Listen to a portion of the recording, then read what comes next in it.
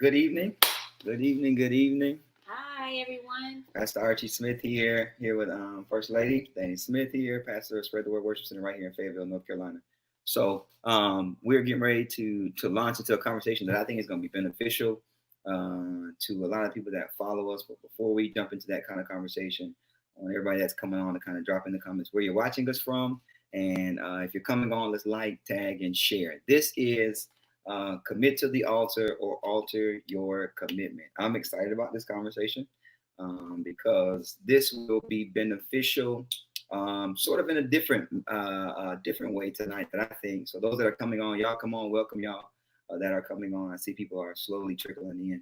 It is 7 o'clock by my clock here, Eastern Standard Time, and so we want to dive into this conversation, try and get the most or make the most out of it. Again, Pastor Archie Smith, Dana Smith, Spread the Word Worship Center, Fayetteville, North Carolina. So we have been doing several relationship series. We tried to do one a month since about Sadira. We have been trying to do about one a month. So I'm hoping that people can still see me. Okay, we've been trying to do one a month. We started with 6 points to power, and then we moved to broken to building. Then we launched into becoming blended. And so now we're in a space where we wanted to talk about commitment. One of the things that makes relationships go forward or makes relationships stick together or stay together is the reality that two parties have to come together and say, look, I'm going to be committed to this wholeheartedly. And so commitment is essential to the success of a relationship or a marriage or a covenant.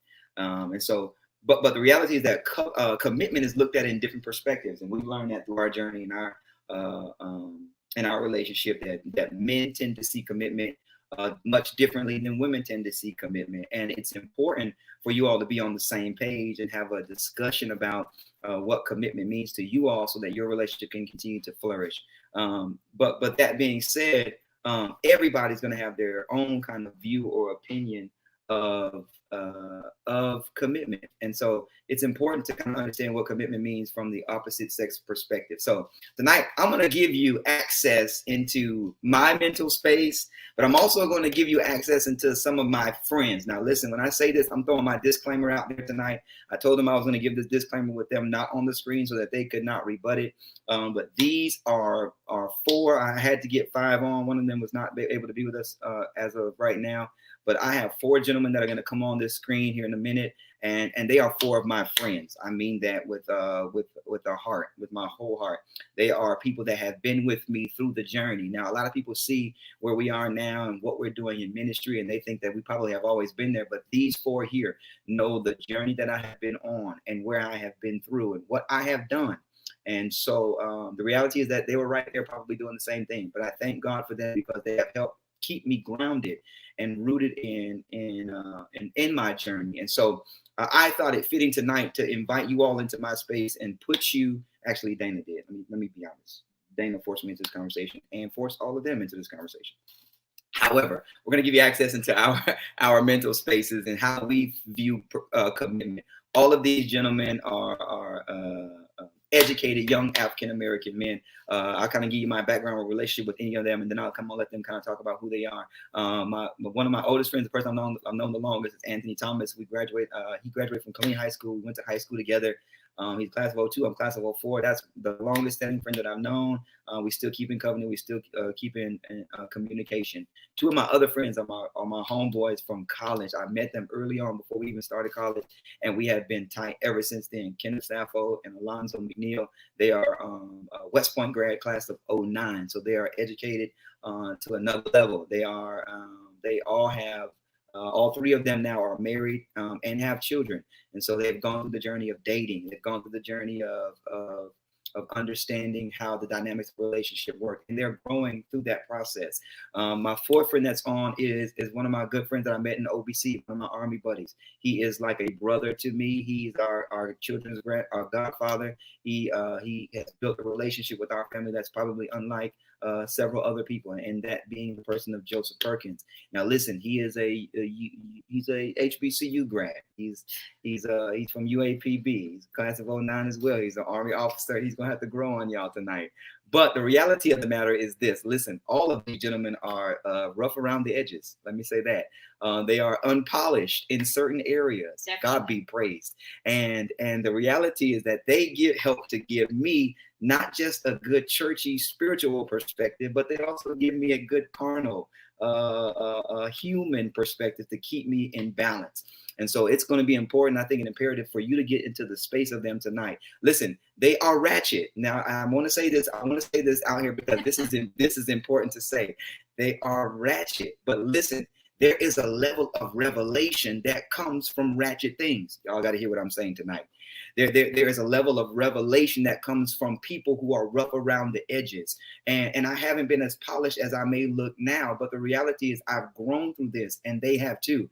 And there is a voice, there is a message and there's a level of intellect that will come forth from these gentlemen tonight that you would probably wouldn't partner, you wouldn't pair them up. But it's important for you to understand that even those who we may deem different have the ability to give you wisdom, sound guidance, and clarity into certain things. They're men, so they have a men's perspective, and they're going to be honest. They're going to be open. I've challenged them to be integral in what they share tonight. Elder Moore, bless you, man. Thank you for being on. So I think it's going to be important that you are willing to. Sure, I'm still on.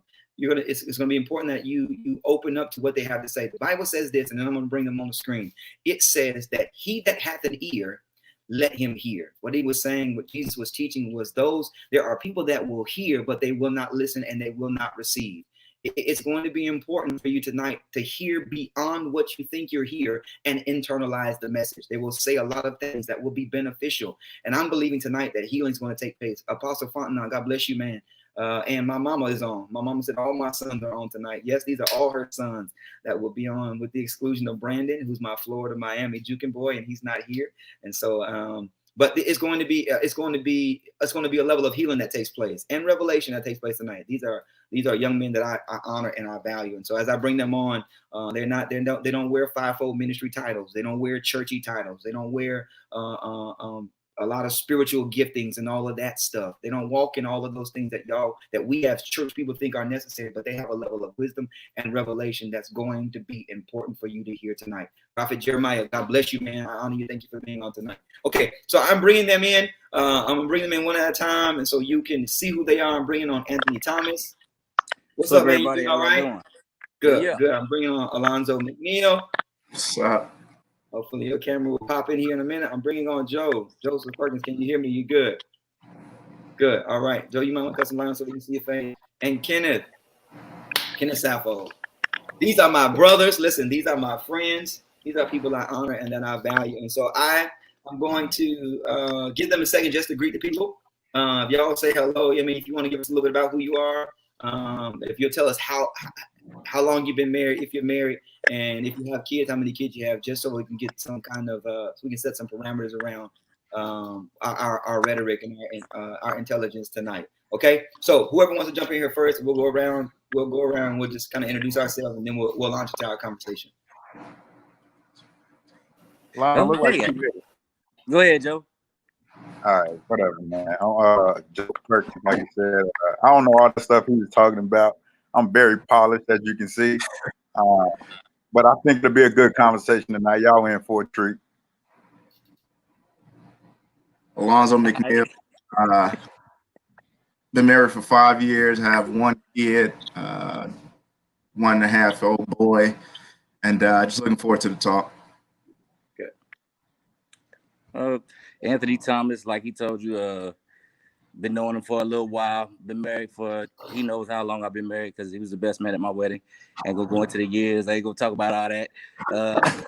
But I got 2 twin daughters, which him and Dana are the godparents of, and I got a soon-to-be 1-year-old son, and I got another son on the way. So that's what I'm talking about. Yeah. All right, Kenneth. All right, Kenneth Sappho. A lot of people know me as KJ. Been married for 7 years, going on 8 this year. I have 3 children: a 9-year-old daughter, a 6-year-old son, and a 5-year-old son. And so I'm going to remember that word "polished" to be able to describe people who are uncouth. I'm gonna use that. I appreciate that. By the All way, right. he showed all y'all up. He said how many years he married. I'm single. I ain't got nobody to look forward to after this. There you go. Make sure you put that out there, Joe, in case somebody want to choose you tonight. Ratchet to righteous. Yeah. That's right. Right in the bottom right corner. So Lonzo, Kenneth, and Joe are from Chicago and from Killeen, Texas. Only Texas boy on there. And so again, my wife is going to kind of filter through the comments tonight. So if you guys got questions, I want you to throw them out there and throw them in the comments. Again, if you're coming on, you're watching, let us know where you're watching from so we can see kind of our audience. And then I want you to tag somebody, share this with somebody that needs to hear this conversation. That is going to be beneficial. I've already told them that this is ministry at a different level. And so if I'm pulling in minds that I think will be beneficial tonight. So here, listen where I want to go with the conversation, guys. Listen up. So here's the first question I want to throw at us, and this is where we're going to start. There are certain situations where men date women, right? In a committed relationship, they do what they're supposed to do for 3 or for 4 or for 5 years, right? And then for some reason, the relationship falls apart. It falls out of place, and then that person moves on. That man moves on, meets another woman, and then 6 months, maybe a year, they're ready to get married, and they end up getting married. And whether it be successful or not, what do you all think are the driving factors that play the role of being able to be with somebody for so long and not get married, then turn around and be married within a short time span or a short time period? What y'all think? I don't know, man. I don't know about the whole short time period, once meeting that next person, but I think going through those earlier relationships, it's all an experience. Like you're learning stuff as you go, and when you meet that next person, you may be more in tuned about commitment or some other things that you really didn't have a grasp of when you were in that first relationship. So you did some things in that first relationship that kind of severed ties where it wasn't going to work out, but you knew, or you learned moving into this next relationship that you got to move a different way or do something a different way. Me personally, it still wouldn't go from being in a relationship for 5 months to 5 years and getting married 6 months later. But I can see, once you move into the next relationship, you're a little bit more experienced. You understand more about a relationship and what you're looking for and what you want out of it. So y'all think it's more like the woes that you go through early on, like because you had errors or you had issues, or y'all figured out what you want, what you don't want? I think Alonzo hit on it kind of right, because everybody goes through that growth phase. But also you have to think about it. When you're in a relationship with somebody, some people may be in it for convenience. They may be in it because they just want to be with somebody, or it's the growth and the learning that they get from being in that committed relationship, because you see things that you may be willing to deal with, you may not. You find out things that you never knew about yourself or that you expected from another person. And so going through that phase, unfortunately for the people going through it, you're kind of teaching a person, like Alonzo said, what they want and what they may not necessarily want. So they just went through the growing pains and all those phases with you. And now when they get with somebody who may be able to offer them some of the things that they realized they wanted in that previous relationship, and they see those things and they understand the person that they have, things just move a little bit faster because they understand it. So it's just a growth process, and just people grow. Yeah. Joe and Zoe hit it, because I was gonna say a little bit rougher, but like you put that person in a holding pattern or whatever, because you got somebody that you got them, but they don't have all the qualities that you want in a person that you want to marry. So you just got them there, and then you like, all right, this is convenient, and then you move. So do y'all think it's unfair to that person though, like or do you feel like you put your expectations out there early, or you put your qualities out there early, and you're not really? Because I feel like if I'm dating you and you feeling me out, or you feeling through it, I'm just a test run for you, then I feel like it's almost that's hard to say, oh, I'm only dating you to see what I want and not what I don't want. It is, but you may have qualities that person may like, oh yeah, he's a handyman, or oh yeah, she cooks, or oh yeah, he does go to church. I like him around my kids. I like him doing this. He does have the potential to have a future, but then as the years go by, you fall out of love, or you fall out of that attraction or whatever. And then that person or whoever creeps up on you that 5 years later, which is a long time, because I ain't never been in a relationship, in a long relationship ever. But my wife has been the longest relationship personally. My wife has been the longest relationship. But I think that next person come up and you like, man, look, well, and they talk the talk, and then eventually you test it and they end up walking the walk and you fall for that because they have exactly what that other person was missing. That's what I think. What do you think? I don't think it's unfair. I mean, it depends on like what you know in your heart. Like if you go in here 6 months in and you know this ain't going nowhere, but you drag it along for 4.5 more years, then yeah, that's kind of messed up. But if you come into a relationship, and I think every relationship is a trial, and you just seeing like, are you compatible? Do you both make each other happy, or give each other what the other is wanting, So I look at them as all as trials. But if you come in there early on and this ain't going nowhere past what you guys are doing right there, and you haven't communicated that, and you string it on for 5 years, and the other person is thinking something else, then I mean that's a little messed up. But it also takes some time to learn that that's messed up too, because you can be getting everything you want out of that relationship and know it's not going past that, and you're fine with that based on your experiences in life and what you value.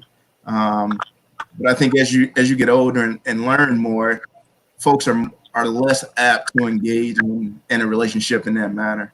Yeah, I believe Zoe hit something that I think is pretty pertinent when you're going into a relationship, and that's communication. So early on in the relationship, I'm not certain that anybody goes into it knowing that with the absolute doubt that they're going to marry this individual who they're dating. And I think that as you kind of get to those different levels within that relationship, that it matters to communicate what the goals are amongst the two individuals who are together. And so for me, it's like I didn't go into it saying, hey, I'm going to absolutely marry this, my wife, but more so than I had an idea of what I wanted on the back end of our relationship and started trying to build that and seeing if it would be synchronized with what God had for me versus more than what I expected of myself. And so for me personally, I know that I prayed a lot when I was growing in my relationship. One, to hope that my future spouse had the qualities and traits that I wanted, but also for me to exude or show what was needed in order to be a good spouse as well. So it was more of a synchronization versus me trying to force something or me trying to, make something more than what was aligned with God, if that makes sense. Right. And I think as young guys, it's hard for us to do that communication piece, or young in relationships, because we already don't communicate well, in relationships. So when we go into relationships, y'all know we don't put our real expectations out there. Like we be like, man, let me feel this out. And we take more of a reserve, like, let it become what it becomes.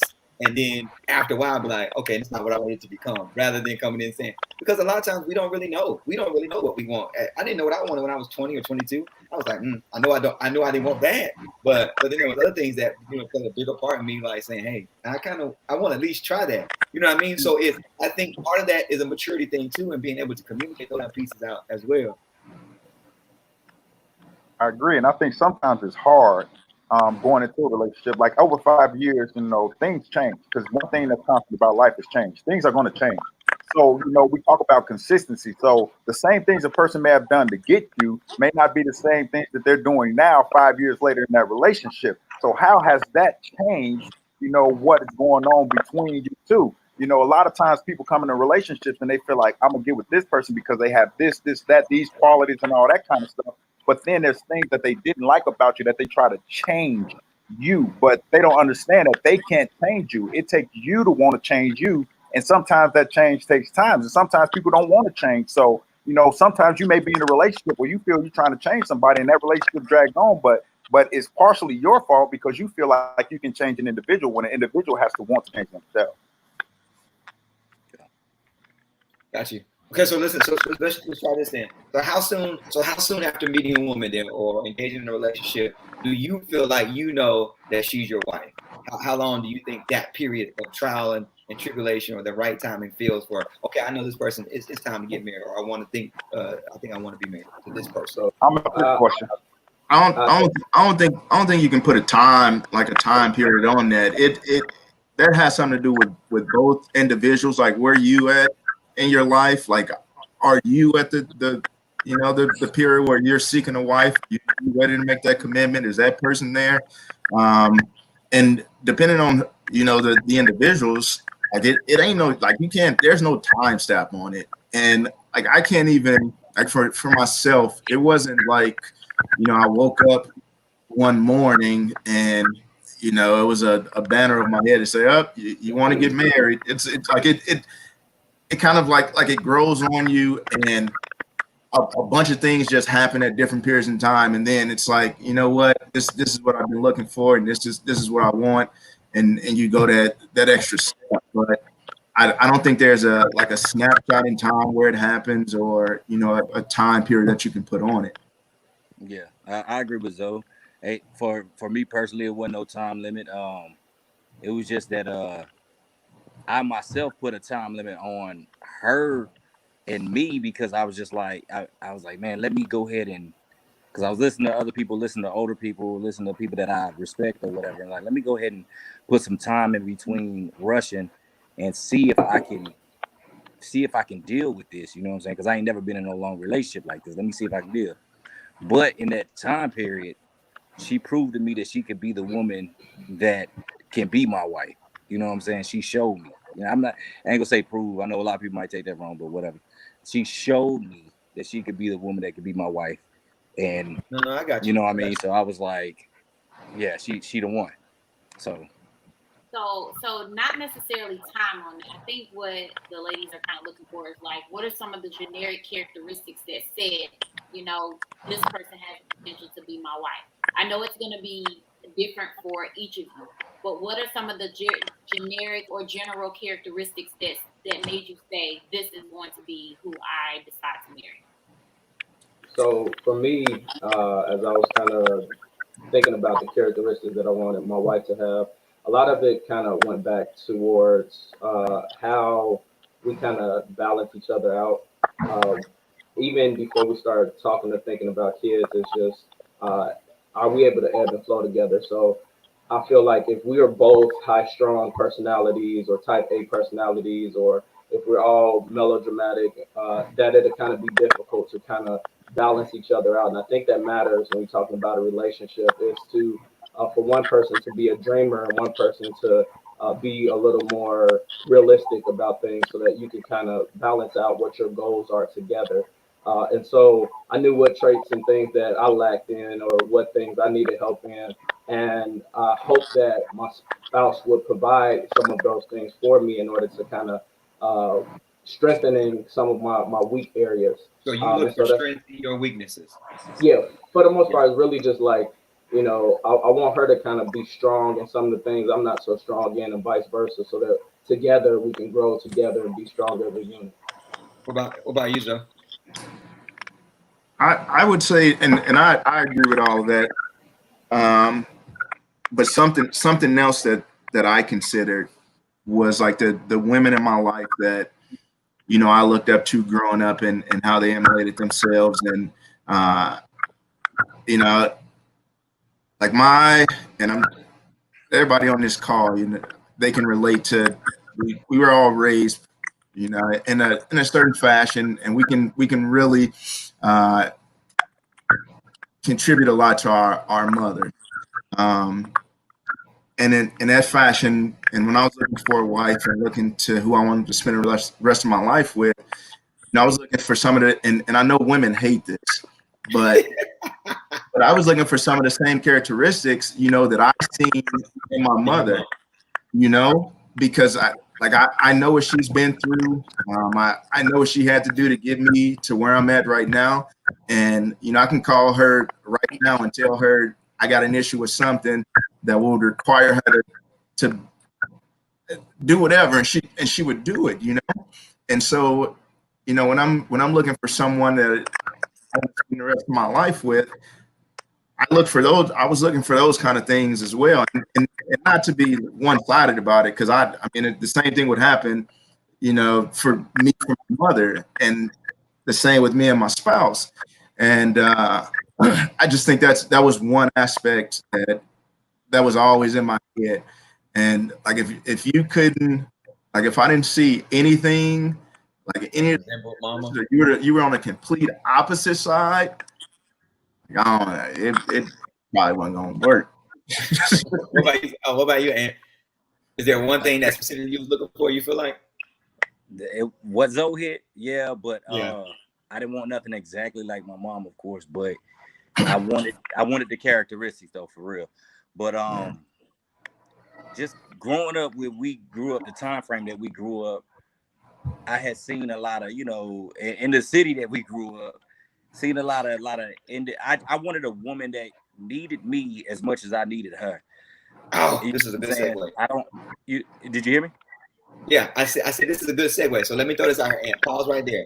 So you said you wanted a woman that needed you as much as you needed him. Let me say this. This is a question that we came up with that we want to ask, because this is, and I think it's going to segue where you were just saying. Listen, is a woman having standards, having a standard, right? Setting her standards, laying her standards out there. Does that influence you to commit, or does that shy you away from committing, or do standards according to her really matter? If her standards are reachable and not don't exceed to where her means, then yeah. I mean, I'm not to be disrespectful, but you already know what it is. If you are well, hey, I gotta do it. If you were here and if you want a Barack Obama, come on, let's be realistic, man. Let's be realistic. You can coach a man to be in a Barack Obama. You can do that, or you can find your own and build one. But don't step out there and be like, well, you got to make this, that, and the third. And I'm like, where am I picking you up from? Oh yeah, them apartments back there over there with this, that, and the third. So listen, so you saying your standards has to match your lifestyle. So you're saying if a woman is already established, is well off, is doing well, then it's okay for her to expect that same standard. But what you're saying is that sometimes if you living in the projects and you ride that beater, then you shouldn't say, you know what, you got to be here. You got to have a Beamer. You got to make 6 figures, because really I'm looking for a ticket out of the hood. I'm just being honest. Hey, this. Go ahead, Ant. Hey, but that's Equally it's brutal, yoked. but it's the truth. Come on, and my thing is, I'm like, you can get yourself out of there, and you can get you somebody like that, and y'all can coach yourselves to that success or whatever. I'm not saying don't just stay in the hood and stay down or whatever, but don't have that mind frame to where, you know, you're above and beyond. Don't cut your blessings off. You can't cut. You never know what's behind that dude that's working at McDonald's. Come on. Yeah. So I think that's a good point. I think that's a good point. Come on, Kenneth. I want to hear Joe say something. I want to hear Joe say something too, because Joe makes a point about the standards. Go ahead, Kenneth. So to Ant's point, now I don't have any issue at all for an individual with regards to what environment they're in, having goals and aspirations to either be with someone or be outside of that type of environment. But I think more so that if that individual wants something, they have to exude something, and they have to put something out in order to attract what they're looking for. So if you want to be married to a CEO or a boss or something, and you just happen to be living in a derelict environment, that doesn't mean that you can't be married to a CEO. More than you have to understand what you have to do to level up to meet somebody on that same level, so that y'all can equally yoke each other and be compatible.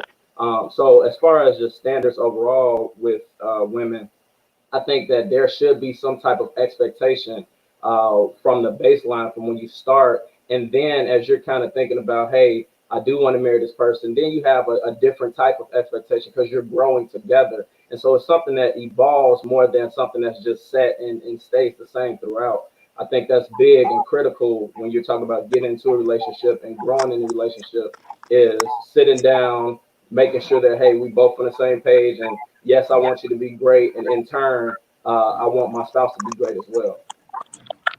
So Okay, Joe, let me hear what you got. Yeah, speaking from a single perspective, because I am single and I have my own standards, and I understand women and whoever may have their standards. So just speaking on standards from a overall perspective, it's okay to have standards. You know, you have to have your standards, but I think there needs to be a reason behind having your standards. You know, some people may have standards, like Ant said, that up here, but they're down here. Well, I mean, you may have a reason behind it because you may have that ambition, like he said. You know, you may be that person on the fries, but you have ambition and drive to make it somewhere else. But at the end of the day, you know, having no standards are not a bad thing. It's just, you know, you have to find people that's either it depends on what you're willing to do. Are you willing to help somebody to reach those standards, or do you want somebody already at those standards? Because I know for myself, I definitely have standards that I look for in a female.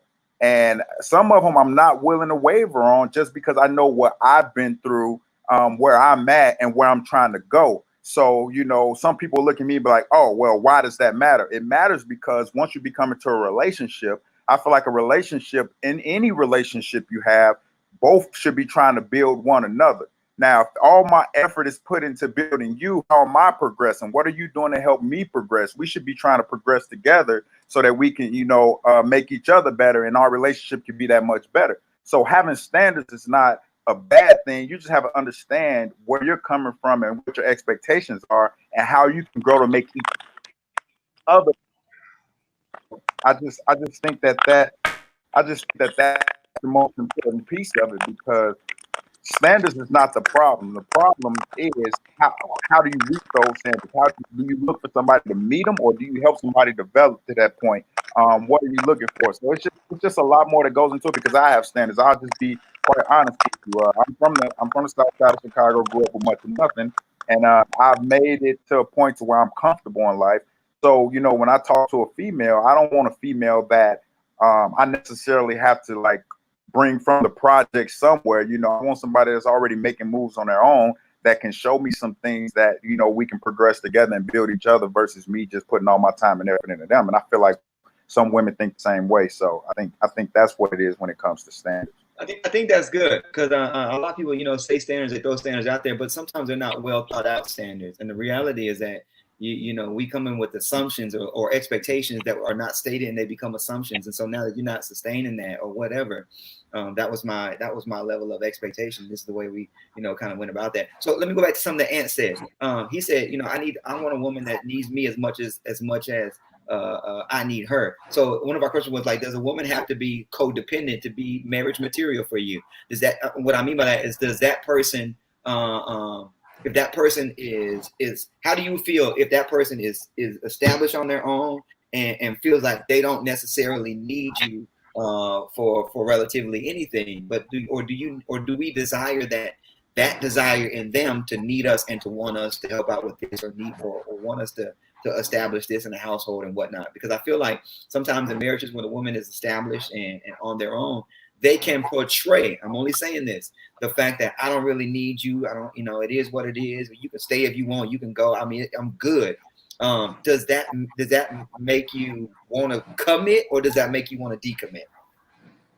Just from a single perspective, I want a woman that's that has her own, that can stand her own and do things like that, because at the end of the day, we should be able to help each other if we do fall on bad times and things like that. On the other hand, with my current situation, you know, being in the military, at any given point, I could be gone for a while. So I need you to be able to handle business back here while I'm gone. I don't want you to have to call me for every little thing. So I feel like it is important to be independent, but not so independent to where you're degrading, or you're not putting that effort into somebody else because you feel like you can do it all on your own. I feel like it's important to be independent though. And like, I just want to make a point. It's I don't think people should feel like they're needed. You should want to be wanted. Somebody should want you and not need you. All right. Okay. If you need me, then when I'm not around or I'm gone or something, then how do you react? If you just want me, want to be around me, want to spend that time with me, you want to do things with me, then that makes a difference than actually needing me. So you don't want nobody that's INDE Webby independent. Y'all don't want that. Y'all don't want that type of independent. Y'all want somebody that. I think I think he was on to something making that distinction. Because essentially, like if someone, like if you weren't in the picture that person would disappear off the face of the earth. Like you can feel like you're doing some charity work by, by taking that on. Yeah. But I think it's like knowing that someone appreciates you. They can be vulnerable for you. And and y'all are there for each other. I think that's very much wanted in a relationship, and it's needed. I mean, at least for me, and I think with a lot of men, we are not as vocal or in expressing those vulnerabilities and saying the way we want and need our spouses. But if you don't have that, like if every day either one of y'all wake up and it's like, you know what, I don't really need you, and you portray that, and that's how you go about life, or I don't really want you, it ain't gonna last long. I feel that when we talk about the want and need, and then talking about a person, I guess you said making a certain amount or whatever, or bringing to the table or whatnot. Or you can re-ask the question, that way I can direct it a certain way. But I want my wife to be dependent, man. I want her to be dependent, but not as far as to be like the guy said, to, hey man, look, if he gone, he gone. Yeah, you want to be balanced, right? And you want to be a balanced men, dependent. we as men, our natural thing, and you hear it through social media, you hear it on TV. We providers. That's what we do. We're protectors. That's what we do. Let us protect, though. You know what I'm saying? But when the ego takes, sometimes with some women, even with some men, but we talk about the opposite sex because I'm a man. With some women, when you make that, your ego takes over. And then you can't have a male ego with a male. It's not going to happen. That's a good point. It's not going to happen. And there's you can't have two alphas. It's going to be kind of hard. You know what I mean?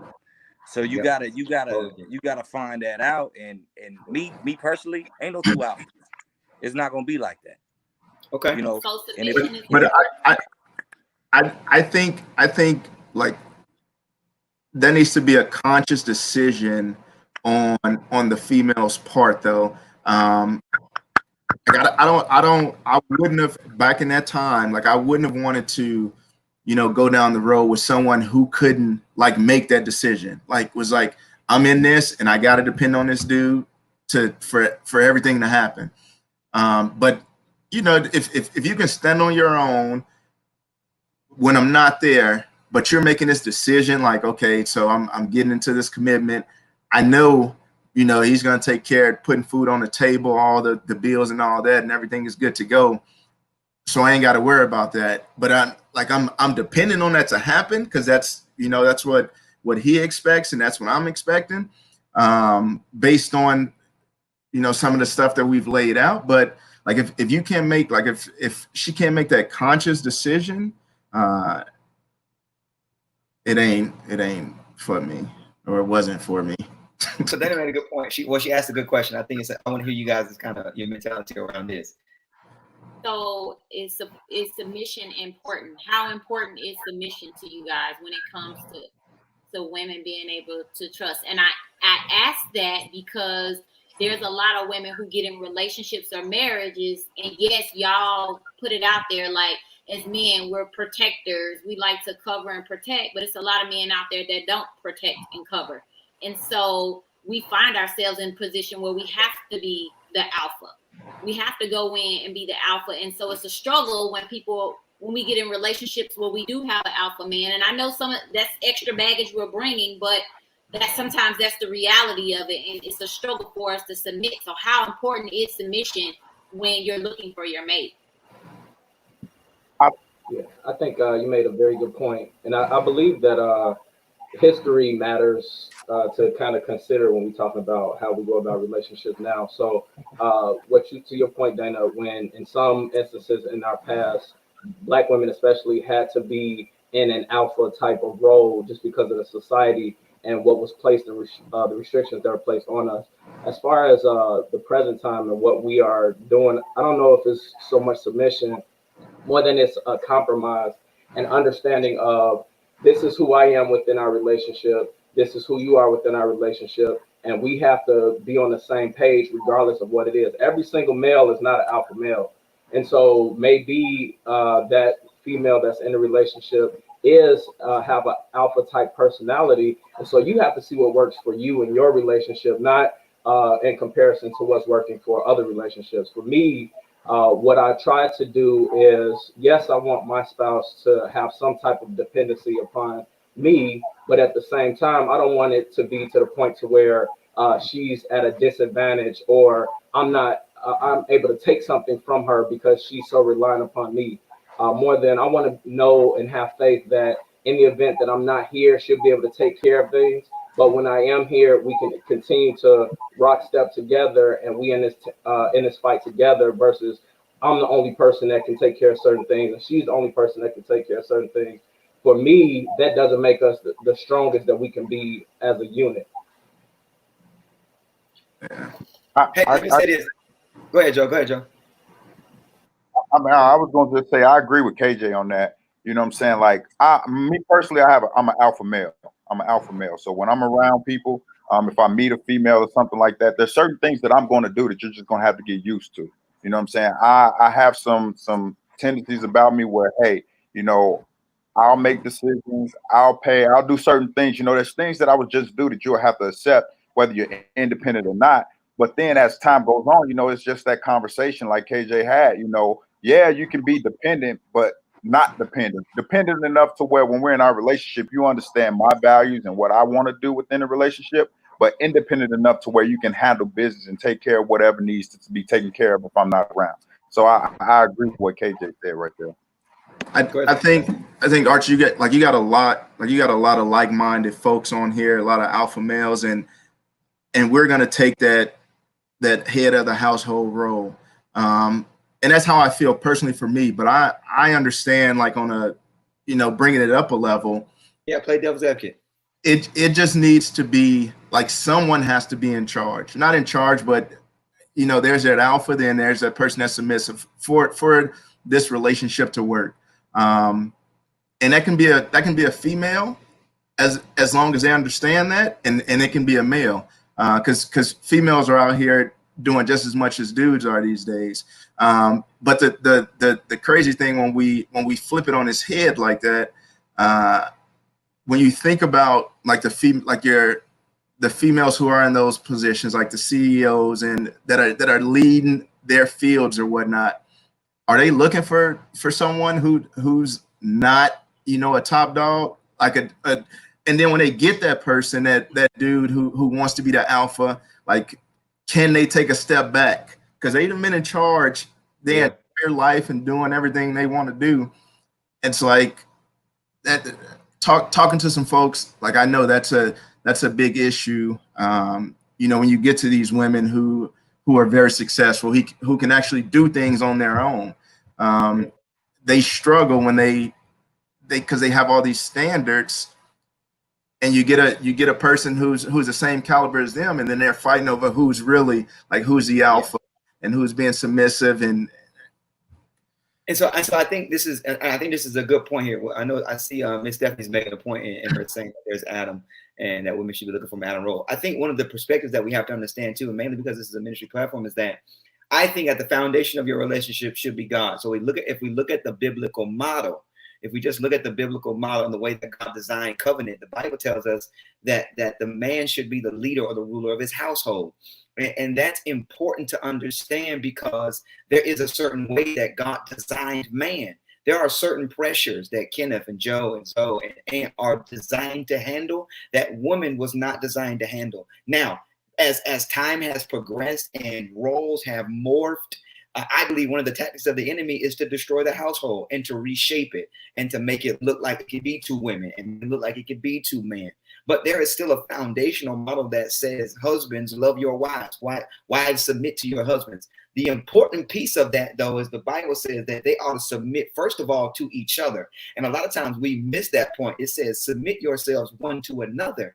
And so I think, like y'all been saying, there has to be that balance where there's certain times where Dana is in that alpha role. And I know it because there's certain things that matter more to her or matter more to certain situations than may matter to me. So her expertise in this particular area is going to help me make a better decision. Notice what I said.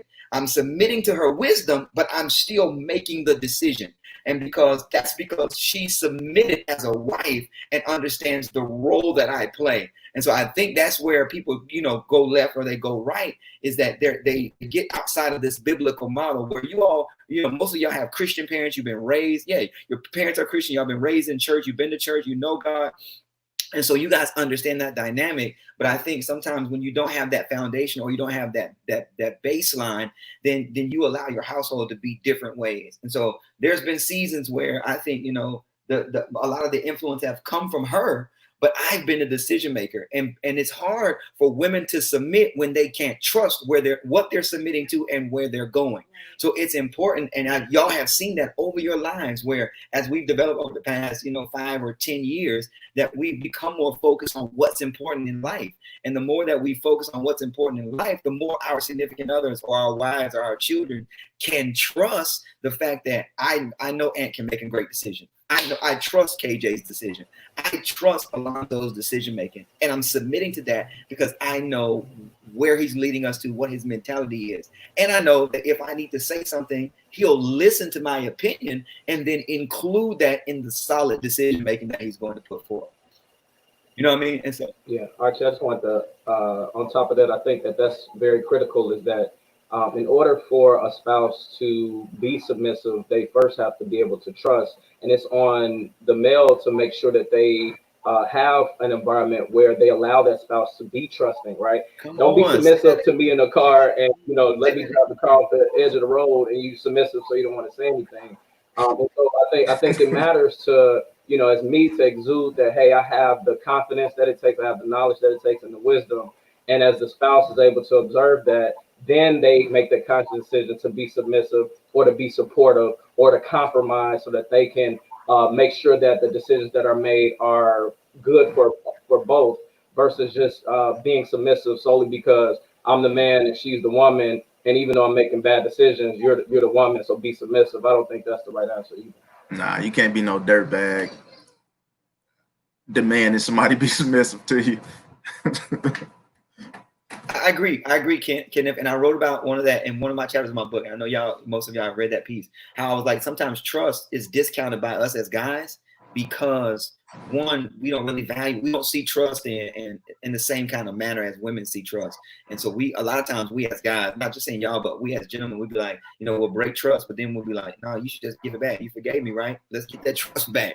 That's it. That's the marketing right there. We get that. We discount trust. And we be like, nah, you forgave me, right? So we should be able to trust me again. But I think one thing that I've taught them and at our church, and I say to them, is that trust is we forgive by faith, but we trust again by proof. We forgive by faith, but we trust again by proof. And so sometimes we got to go back to that place where we got to prove our way back into that trust circle to get that level of submission again. So it brings the question up that's on our list. That's like, why are men, what factors, let me ask you this way. What factors do you feel that make men alter their commitment by way of infidelity? What are some of the if we had to put a list together of the top 5 or top 10 things that we think men change in men after marriage, that would cause them to go and seek other women or seek other relationships, what would that list kind of look like for us? If we had to put one thing out, like, hey, I think this is one thing that really drives men to change on or to shift on their wives. I would say I don't think that the commitment was 100% there to start. Not to say that it won't get there or it can't get there, but it probably wasn't 100%. There was still some stuff in in the closet that, you know, hadn't been dealt with? I think that most of us all could agree that we are a leader in some shape, form, or fashion. We've been in leadership roles in the military, in school, in church, in different communities. And I think that one of the reasons is because of bad leadership in the sense that not having integrity. I think that integrity is very essential. Once you kind of build and establish that trust amongst that team, having integrity, doing the right thing, not that trying to ignore temptation because it's life. Temptation will be there, but understanding and ensuring that you're going to align yourself with God or what God's expectation is, and then knowing that you have to have that integrity to, you know, distill those bad thoughts when those temptations come your way, to consciously think about how God has set you up for success, and knowing that you want to keep that, and knowing what it takes to keep that, and making that conscious decision to say, hey, you know what, this is not for me, and I want to keep what I have, and I want to do the right thing so that you can continue to set yourself up for success in the future. I'm gonna throw this out there. I think part of it is this too. I think I'll come back to you, Ant. I think part of this is that there's a level of immaturity as well. You know what I mean? Because I think, and I'll be honest, I haven't been perfect, and I made some mistakes, even in our relationship as it relates to infidelity. But I think as I look back on it, there was a level of immaturity, and to the sense that, you know, I committed to something, or we were in something, and because I wasn't as focused or as matured in my manhood, and what my commitment mean, and what my obligations were and my responsibilities were, that that when something presented itself, or when something showed up, or the opportunity showed up, immature people always seek opportunity.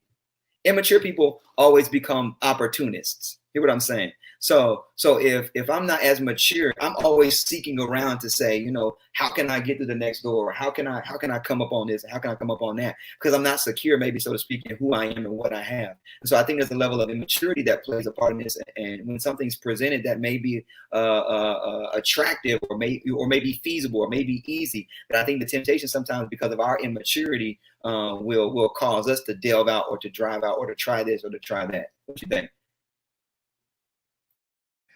I think the lack of this, the lack of having people that's real people, instead of you hearing it from women bashing songs, talk shows, social media, and stuff like that about cheating. Hear from somebody that's been through it. You know, like I've seen a lot of guys. You know, I got employees that older guys and younger guys. I got a guy who got married at 21. And I had an older guy who was married. He was like, what you doing, man? You get married, you need to go out there and do all that. That's not good, you know, for him. I mean, and he's in love, and he don't have nobody like this to say, hey, you know, if you really love your wife that you've been with since you was in high school, because you did them 5 years with her, or them 7 years with her, stay with her. You know what I mean? People don't have that. That's a very good point. The media, that we don't have a lot of accountability at our level. And we had a generation, not necessarily the whole generation, but we had men or women, or men that put on this, that taught us manhood incorrectly, so to speak. You know what I mean? Not everybody. Like a lot of y'all didn't grow up with fathers. You know what I mean? But I think there was a generation that taught us manhood from a skewed perspective, or from a different perspective. And as you grow up, you find out that was not right. It was wrong. Like that and it shapes, a lot of it is shaped by your environment and your where you've come from, your background, your culture. Like the city of Chicago is so fast moving. Like Joe's and Kenneth are from Chicago.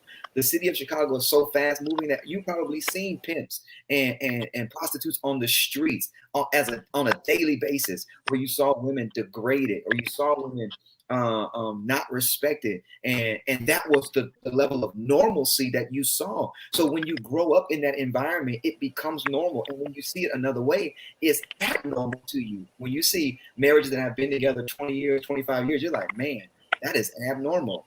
And the reality is that should be the norm, because once we've made a commitment, we should engage in. The Bible says it's better for you to not make a vow than to make a vow and not keep it. So it's important for us to understand that. I've had to go back, and I've had to, and Daniel will testify, I've had to go back and I've had to review my vows. I've had to review the words that I said, and all y'all was there. Matter of fact, all y'all was in the wedding.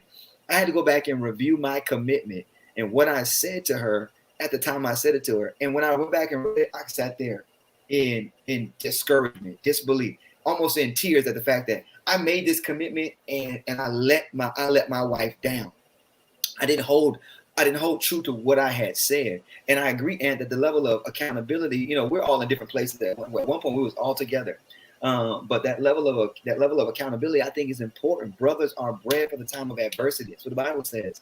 And so it's important for us to uphold each other and to hold each other accountable. And I say this all the time. We can remember a conversation that we were having sitting on the couch where we had some differences of opinion, but we were trying to argue and wrestle with each other to shape our mindsets to say, no, that's not right, or this is right. This is how I see it. This is how I see it. And I think that's the beauty in this, is that we can have candid conversation. Like that's not the right way to see that. I mean, I'm gonna let you see it that way, but that's not the right way to see it. You know what I mean? I think that that's a very, very key point. Kind of understanding that it's a lot of psychological things that are against the right thing. You know, you have music that reinforces it.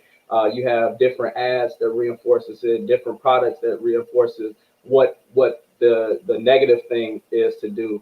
And when you're coming up, especially us being a younger generation, it's not a lot of men who want to be doing the right thing necessarily, but you have to seek out and align yourself and find those individuals that you can kind of rock with and make sure that you're making good decisions together and that they hold you accountable.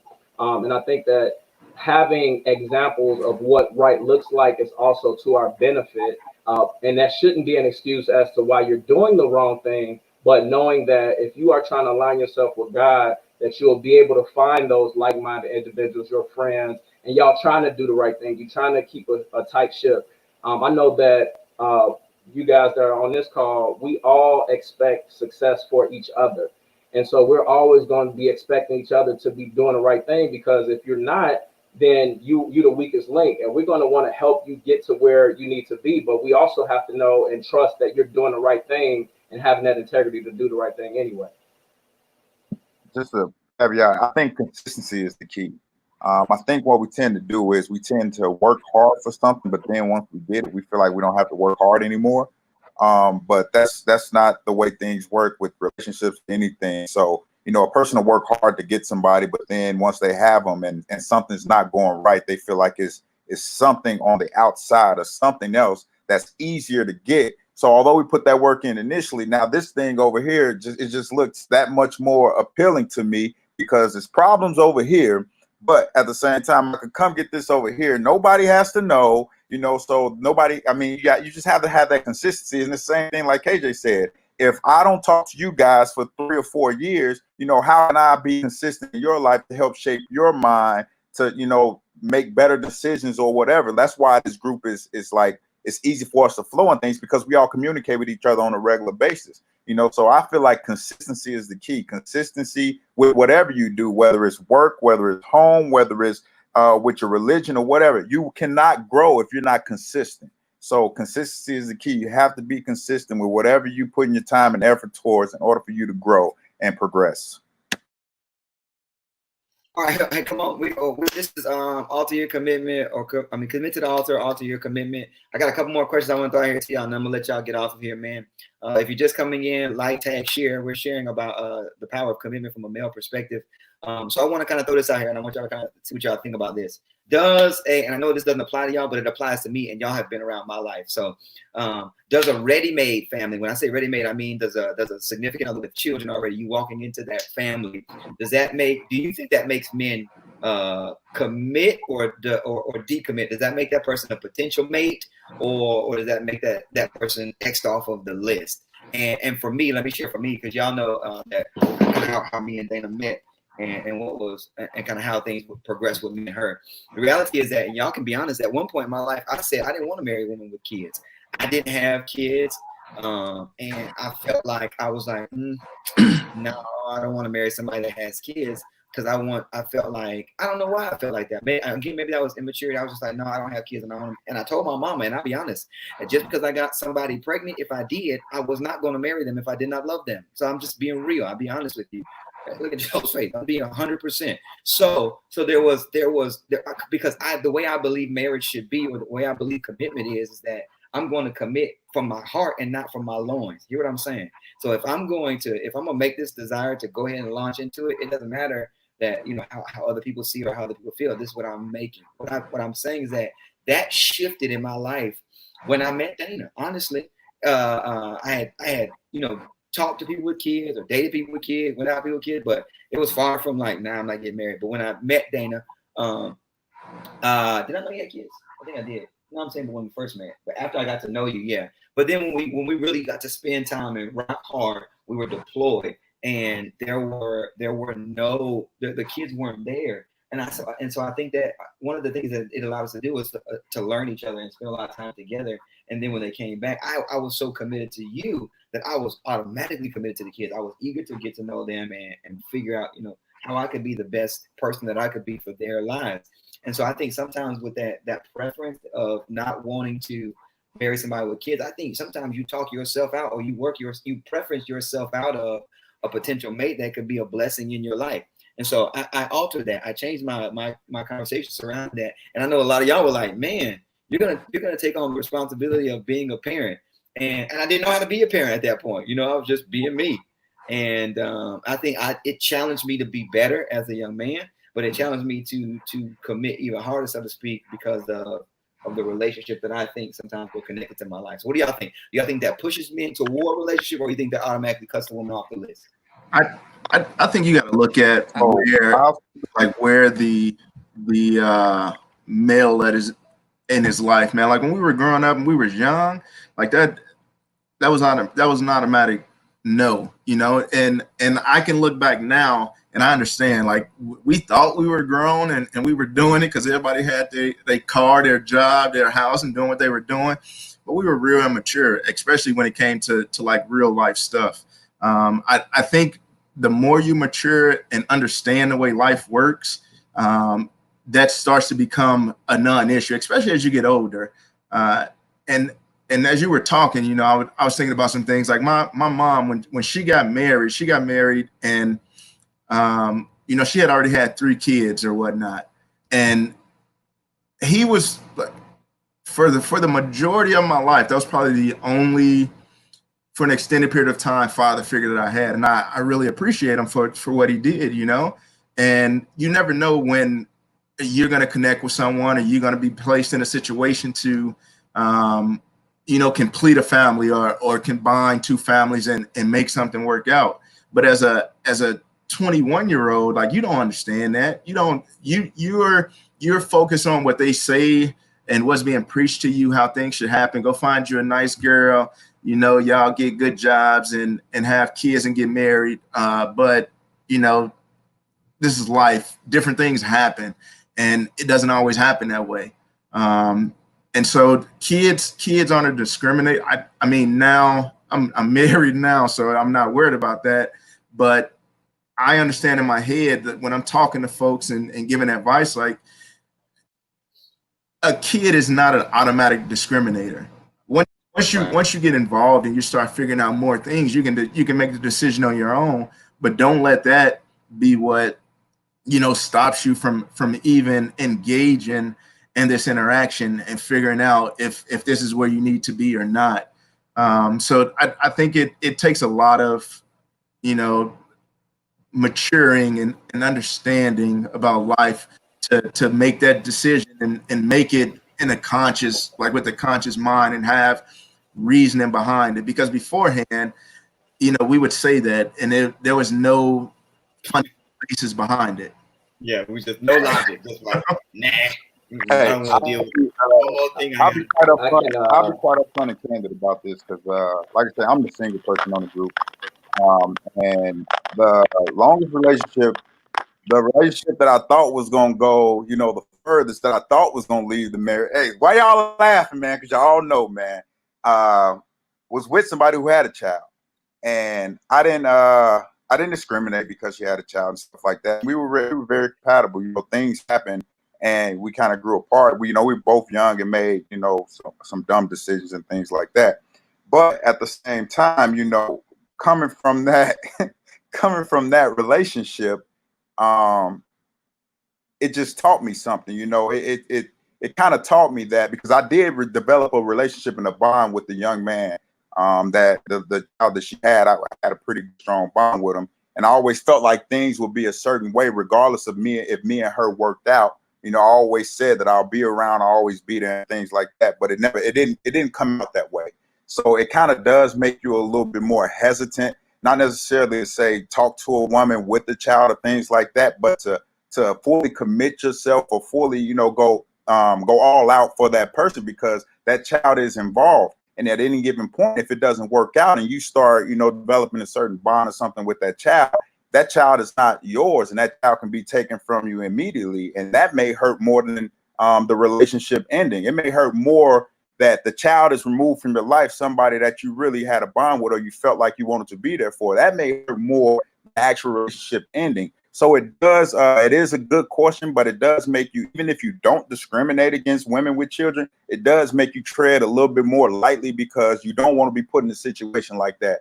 I know I don't want to be put in another situation like that, because what I'm saying, like, I'm very passionate about children and helping them grow up, because of the way I grew up and not having much, and not having that father figure around for the most part. And y'all met my father, and y'all know the type of relationship me and him had. So it's not a discrimination, but it does make me tread a little bit more lightly if I do decide to talk to a woman with a child or something like that, because, like I say, taking that child away may hurt more than losing the relationship with that parent. That's good. I'm coming to you, Aunt. I'm coming to you, Aunt. But one of the things my mama said when I got with Daniel, she was like, listen, those are real kids. You got to be real. You're going to have to have a level of respect. You're going to have to learn how to be a good parent. You're going to have to be responsible. So I agree with what Joe is saying, that there is the reality that you're going to have to mature now. You know what I mean? You're going to have to step up to the plate, and don't come in there. One thing my mama said was like, don't come in there playing. Don't come in there. If you're not going to be committed to her and to those kids, don't do it. And so I think that's a good point that you make, Joe, because sometimes we just date the woman just to be dating and find out she got a kid. We're like, nah, I really don't care about that kid. I'm just trying to do this or do that or whatever. And then when we cut it off, not only is that woman affected, but that child is now affected from seeing you around for so often. Come on, Aunt, go ahead. I mean, as everybody on here know, you know what I'm saying, it takes a very, very special person to be able to accept a woman or a man with kids, you know what I'm saying, and be able to raise them the right way. I was raised by I had a stepfather, and he's my dad, you know what I'm saying? He's my father since I was like 4. You know what I mean? So it takes a very special person. And I sat back, and I never told Dana, I never told Archie this. I don't even think I told the crew this. But I didn't find out about Dana until, because I was stationed somewhere. I was stationed in Georgia. Got the invitation to the wedding. Never met her, talked to her on the phone. Didn't know she had kids until later on. And I was like, okay. And I thought about it. I still had the big brother thing going on, because Archie's my little brother. You know what I'm saying? For sure. And I was like, dang. I was like, oh, well, she got kids. Okay. I was like, he love her. He love her. And he's one of those special people that will be able to take care of those kids the way they need to be taken care of. And there's a lot of people like everybody on this video chat are A1 gentlemen. But if it's 82 people, and not trying to boost them up, that will take care of other kids like that, because I'm not that type of man. I mean, I am now. When I was younger, no. Come on, I'm gonna be honest. I'm not looking for that at all. But two people that matured faster that could do that was Joe and Archie. And they still get down like that. And I do commend you guys for that, because you guys dealt with women that had children and was successful in that, kind of, Joe. But people can learn. People can learn from that, because it takes a special type of man or a special type of woman to be able to accept and not just accept, but accept and be a father or mother. It's different than holding a position, but accept and be a father and mother. And what you've done is outstanding. But it is hard for some people, because a stigma is put on people like, or you gonna get her when you have, especially if you don't have anything of your own. And so they're like, why? There's so much out here. Why? And then love should be the only answer, because I love her, and if I love her, I gotta love what she coming with, and that's automatic. Or him. Then that's my input on it. The end. Hey, Good. Who else want to share? Go ahead. yeah. So I can tell you what my thought process was before having actually had kids and considering who I was going to be with. So for me personally, I didn't desire to be with a person that had children more than just not because of the individual, but who I would have to deal with as a result of that person having a relationship with that parent of that child. Like for me, like I didn't want to have to deal with another gentleman and trying to figure out, how to communicate with this person and determine who's going to watch and just all the issues that could have potentially come from that. That was more so my forethought, was trying to avoid all of that. And I think that it matters a lot if an individual is deciding to be with a ready-made family, to have an open line of communication with that individual to see how that relationship is with that other parent, right? Hopefully it's a good relationship and you can open up that line of communication with that other parent and you guys are all on the same page, because together you guys are a unit, regardless of or not if they're actually together, because that child shares something with that other individual. But I just felt that it would be difficult if that relationship was strained to want to jump into that type of environment. Now I have to deal with this guy and what he has going on or lack thereof, and communicating to this child why the individual isn't there. Just, certain things that I felt like, man, that's not something I want to deal with. So that's for me. But also at the same time, I can understand that children are not bad thing. You know what I'm saying? And going into a relationship, knowing that a person has a child, one, you have to know that, hey, yes, I'm going to commit to this person, but I am going to commit to these children as well. And a lot of times men aren't unable to do that. And so that's why, hey, I'm not going to jump to this relationship. I like her, but I don't really know about this kid, and that's large when you haven't had the opportunity to kind of think about that and get into that mode, into that mindset. It's just, I think that it takes a lot of responsibility to be able to identify, hey, I'm in a relationship with this young lady, but I'm also in a relationship with this child, and I want to take care of this child the right way, and not everybody is ready for that responsibility. That's good. Good point. Hey, we got about 10, 15 more minutes. I want to hit these last two things and I'm getting off here. Speaking of children, let's talk about this. Does good, and don't try to act like y'all haven't had a lot of practice at this. Does good sex influence a man to commit? Do y'all think good or bad intercourse, sexual chemistry, sexual activity, life, does that influence a person or a man to commit, or does that, or if they just terrible? And y'all got to be honest. This is your point of honesty, and none of y'all can tell me that y'all was virgins. Gonna work. Let me say this. Just cut. None of y'all can tell me y'all was virgins until y'all was 25. So I want to hear it. Does good sex influence a man to commit? What do y'all think? Let me hear your thoughts. Bad one for that night. Yeah. So you ready to get married the first night? No. I'm saying you'll commit for that night, and after that, like if it don't go deeper than that, like if that's all it is good sex, then like you'll commit for the time y'all with each other and y'all hanging out. Yeah. But like if that's all you got to offer, you ain't gonna last long, because I will guarantee somebody could come right behind you, something different, and we can That's a good point. You can teach that person. Look, I'm about to give it to you straight, no chaser, man. Look, listen. No, that's not gonna keep you. No, because we gonna learn together. If you don't know what you're doing, we gonna learn. So learn. You don't want somebody that's a professional? Like they got a lot of practice. No, I don't want you to have a lot of practice either, because nah. I don't think it matters about how well you have are in intercourse or not. What? Because man, that's look, you're gonna be doing that for like the rest of your life as long as y'all married. You know what I'm saying? So you gotta figure out what beyond this is our connection. How are we able to talk to one another when we are not want to be kissing on each other? You know what I'm saying? You gotta live with this person. You would rather somebody just be green. That way you can teach them whatever you want, because you got a long time to have intercourse. So if they're really good at the beginning and it's great for like the first 6 weeks, then after the first 6 months or the first 6 years. I'm just saying that's not gonna be the reason why y'all strong and y'all staying together. Like you're not gonna sex your way out of cheating. You're not gonna sex your way out of being a bad father.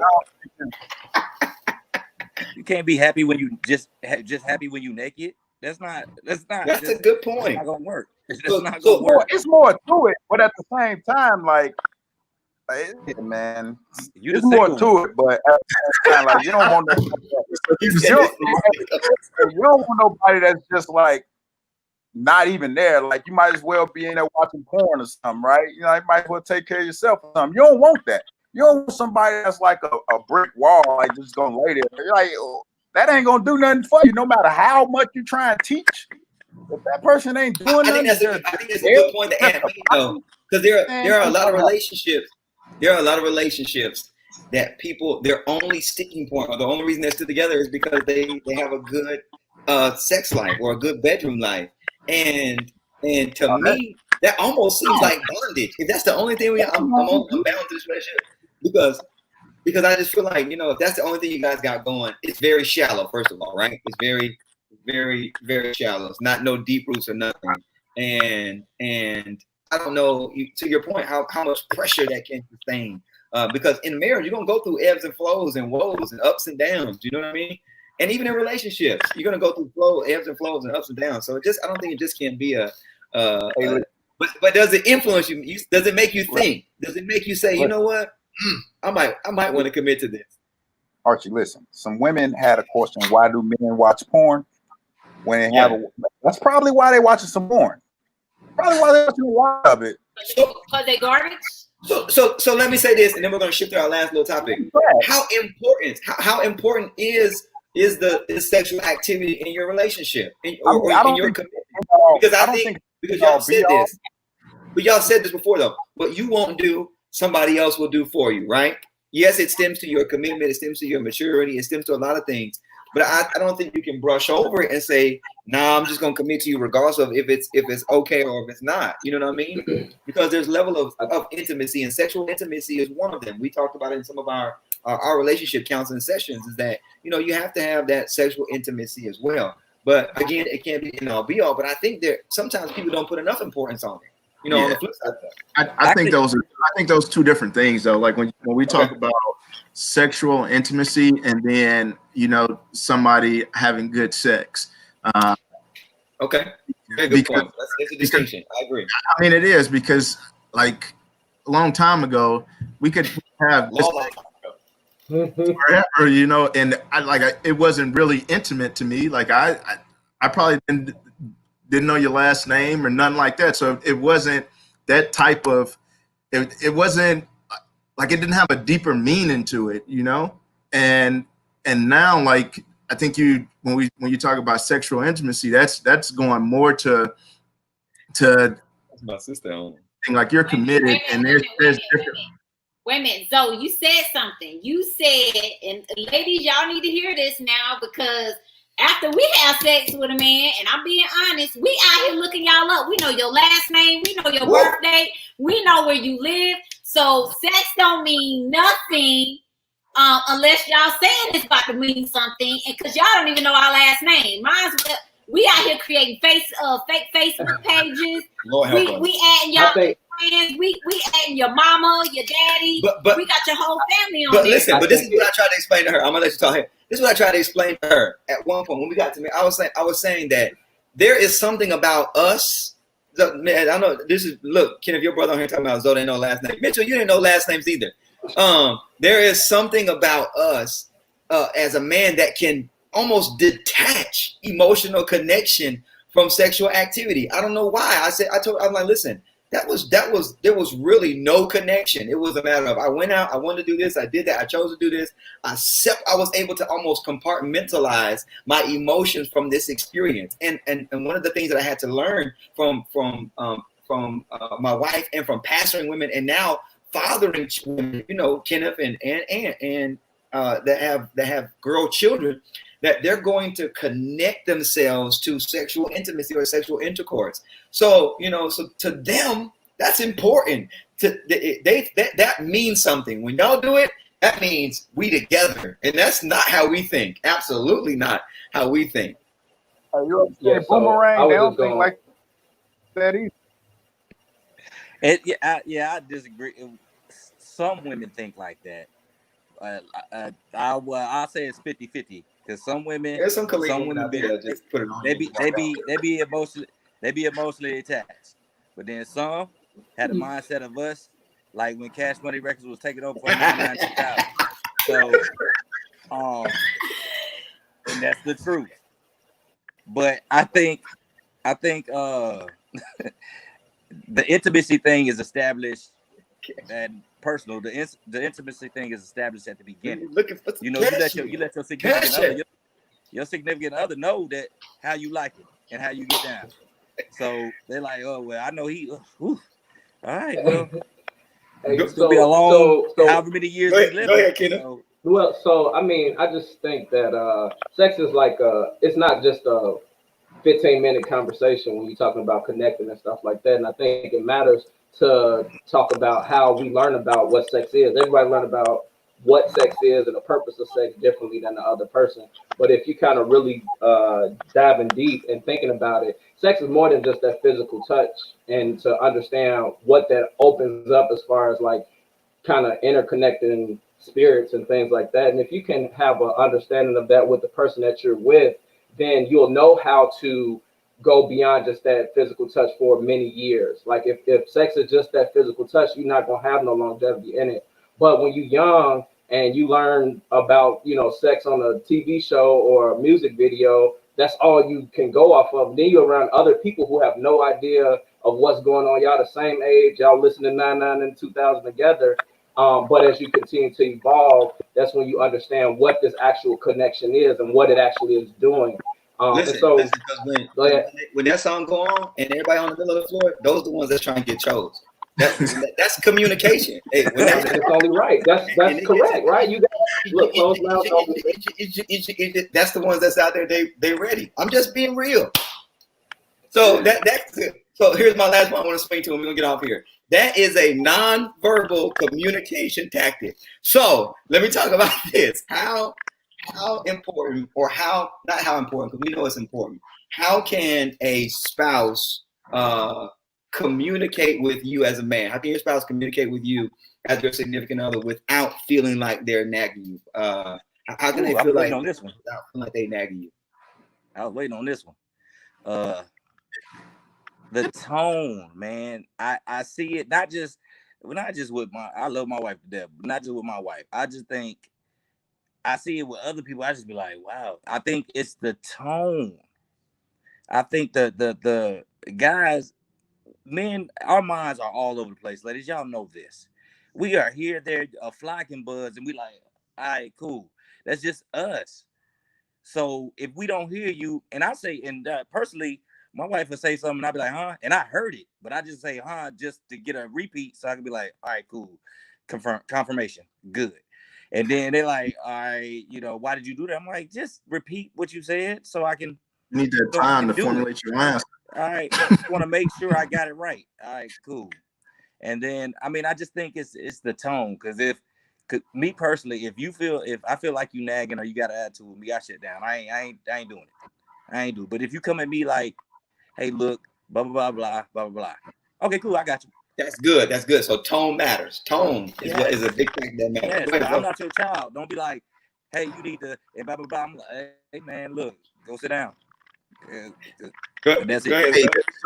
So one thing that I learned, you know, and I'm sure all of us experience this in the military, but I think like I've noticed that it works for me too. When you kind of like you're putting something out there, but you're making the person think it's their idea. you know, you're trying to get them to do something, but you're making it like it's like you giving them the information for them to make the decision that you want them to make. Like that really works on me. So like a reverse psychology type thing. And What's an example? Don't give us no example. Don't you dare give us an Give us an example. example. an example's like we got company coming in. You think we should get A, B, and C, or we should do A, B, and C, when the whole time she know that A, B, and C needs to be done and she wants me to do it, but she just asking the question like because and like just putting it on me and giving me that opportunity to be like, yeah, you know what, we should do that. Oh man. So that's a technique if y'all having an issue communicating, getting folks to do some things. Help the people. That's right. Help the people. So help the people. Who else? What else do you think? How else can you help somebody without feeling like you being like a nag? How can somebody communicate something to you without feeling like they're being a nag? I think that a good approach, and this is from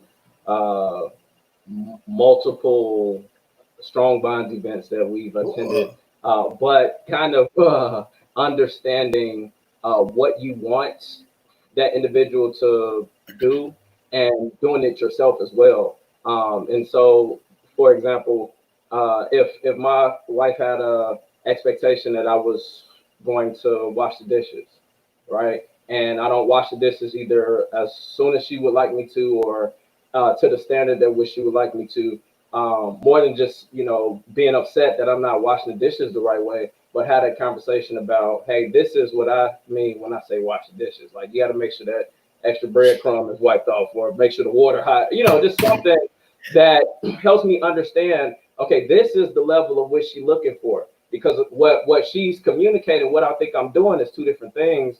And so sometimes it is to my advantage if an example is given and saying, and I do it for my spouse as well. Let's random example. If I pull the trash cans in and I put them in a certain place for a certain reason, and when she pull them in, she don't do it, and I just jumping over her because like, hey, you didn't, you know, now it's a cat, go get in the trash. Like, but we never had this conversation, nor did she know my thought process as to why I was saying what I was saying. So I think that if you can, one, kind of set that example, but then make sure you're communicating. I think the biggest problem is not knowing how to communicate effectively. Don't complain about something, but tell me what the issue is and tell me what you're thinking about as a solution to how we can fix it. So now it's not just like it's on me to fix this because you got a problem with it. No, this is our problem. So if you come to, you know, because what you see as a problem, I might not see it as a problem. So if you say it's an issue, tell me what you think you want to do to fix it. And that's when we start to compromise and figure out how we're going to get a good solution versus just saying like, this is wrong and you the reason why it's wrong, fix it. Yeah, I like so that we set the example. I think that's important because a lot of times we teach couples that we counsel or whatever that expectations that are not communicated are not expectations, they're assumptions. And so it puts you in this realm where you're like, oh man, I thought you was gonna, I figured you was going to do this, or I thought you would know how to do this. And when you don't communicate those, you take offense to it. Like, hey, I expected you to do this, but you didn't expect me to do it because you didn't have that expectation there. I see you. I didn't have that. You didn't communicate that expectation. So it's important. I agree, Kenneth, to your point, to communicate what your expectation is so that we can meet it and show me. For example of that, we and Dana were doing our laundry deploy and I was folding towels a certain way, like I fold towels or whatever. But she was like, hey, this is how I like my towels folded. So I paid attention. I was like, it's a towel, fam. Like, as long as it gets folded and gets put in the closet, it don't really matter. But what she was doing was she was showing me how, you know, how things would be if this was a little expectation, so to speak, communicated, but it was also, to your point, being shown and displayed so that now if I don't fold my towels that way, I get upset at myself, like, why did I misfold this towel? You know what I mean? And so I think that's a good point. That'll be communicated, it's gotta be an expectation. Go ahead, so. Hey, do y'all think at a certain point though, like they just need to give it up? Like if it's something that they've been complaining about for 5 years, and you don't get to answer this one. You ain't changed, and that's just that person. Like it's that person. And I ain't talking about like nothing big that like. Yeah, no, I got you. of that, but like just something that like your spouse would think you're nagging about, and you've been nagging or you've been complaining about the same thing for years and years. At like some point, it becomes that's my character. That's me, and like when are you going to accept that? Yeah. No, it just probably means you need to change. No. We're still something has got to You put it off, Dana. Bye. no, we didn't hear your answer on it. What was your answer about Nate? Hey, you got to put her in the what's the timeout room, Archie? Oh yeah.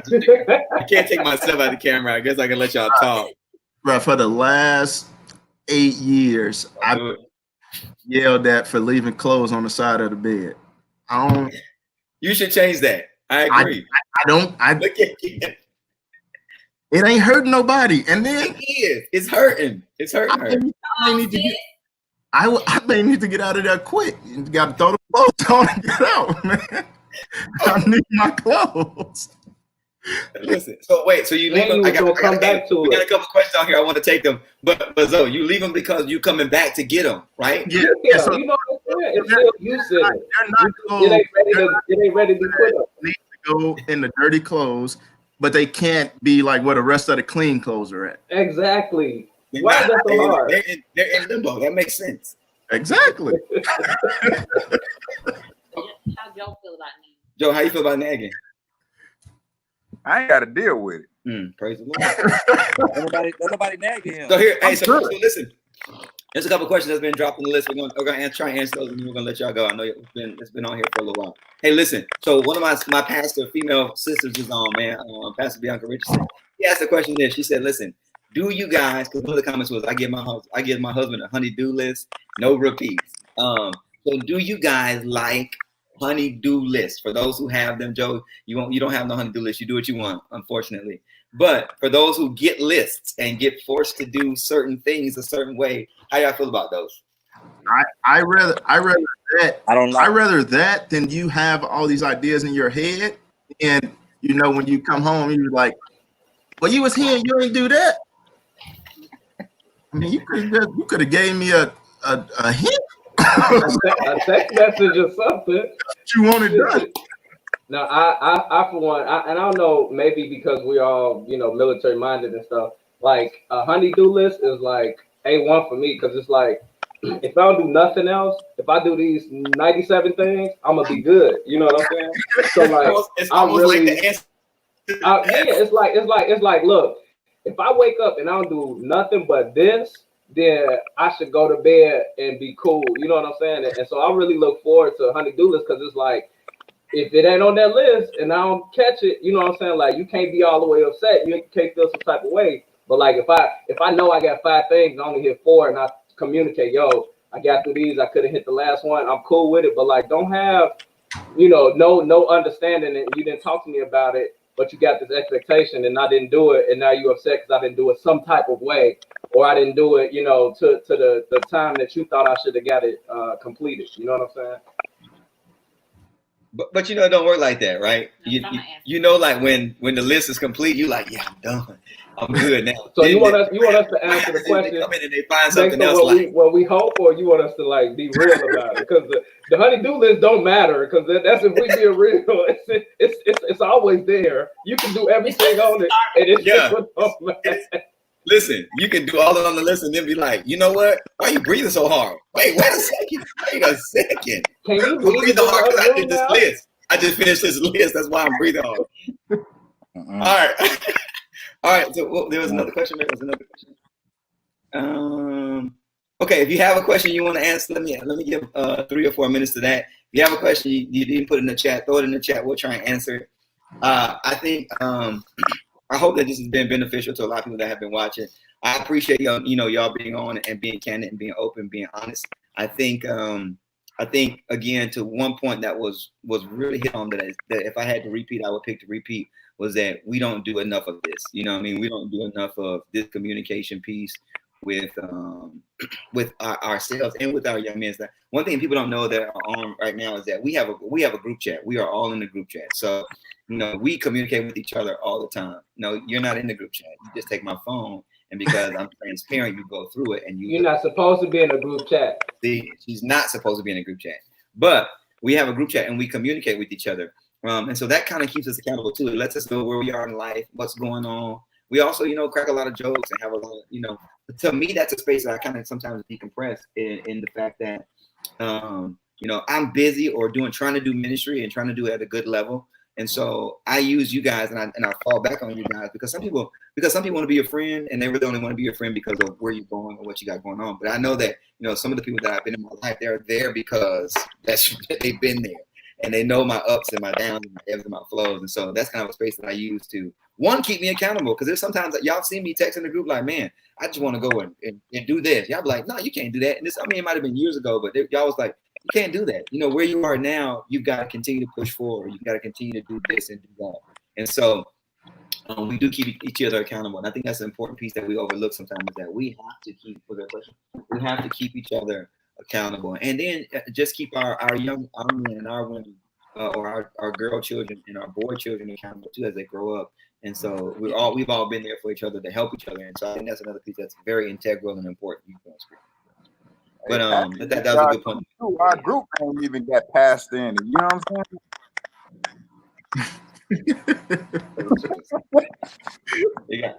we titled our group Pastors be messing stuff up as our group chat. So that's our group chat name. They feel like I done flipped the script on them. But I still talk to y'all, so it's all good. It's all gravy. Okay, I don't think we have any questions that haven't been addressed. I think we did a lot of we hit a lot of the questions that had come up prior to this. We kind of built the list and wanted to kind of talk around those.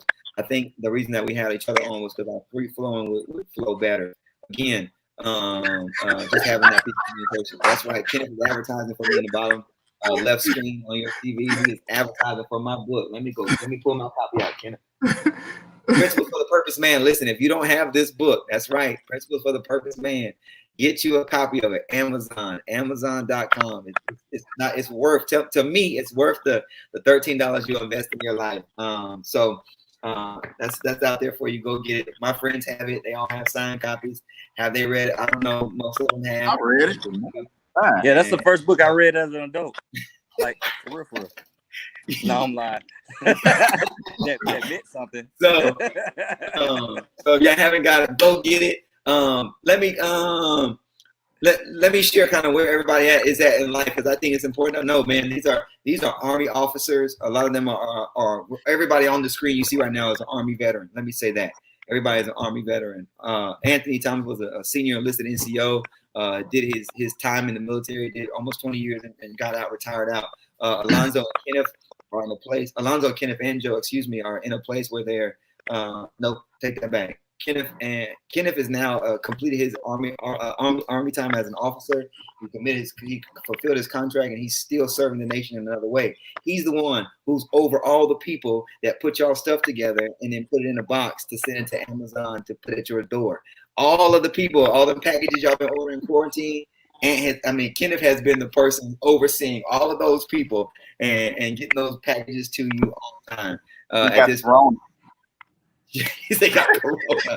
Joe and Alonzo are two guys who are Army officers now currently, and they're continuing their service in different areas. Zoe is finishing up Navy ILE, and Joe just finished up ILE and is on his way to South Carolina. So all of them, my wife, since she's on the screen, I invite her to be on the screen, would be 21 years in the military, retiring out in September. September 1st is the retirement date. So all of these men and this woman have served, and so they've worked with several different people, several different relationships, have grown and matured in multiple ways, doing great things in all of their individual lives, and then doing great things for the country. So again, I wanted to say thank you. I wanted to expose the world to y'all. I appreciate y'all being on and being honest and open and candid about where we are with commitment. Again, we need to have this conversation more. I may think of another topic and throw you guys out there to y'all and pull y'all in and see if we can communicate around that, because there's a lot to be discussed.